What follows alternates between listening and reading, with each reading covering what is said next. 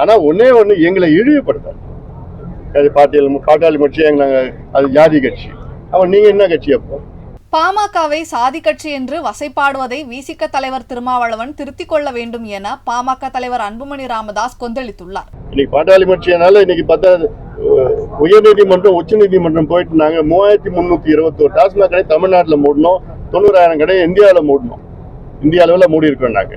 அதனால இதெல்லாம் இன்னொன்னு, மது ஒழிப்பு மாநாடோ மது ஒழிப்பு போராட்டமோ மது ஒழிப்பு கூட்டமோ யார் நடத்தினாலும் நாங்க ஆதரிப்போம்.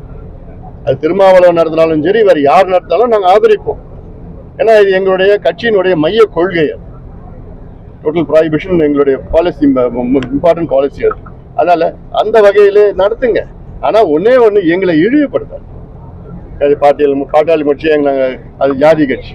அவன் நீங்க என்ன கட்சி? அப்போ அதெல்லாம் கொச்சப்படுத்தக்கூடாது, ஒரு கட்சியை கொச்சப்படுத்தக்கூடாது.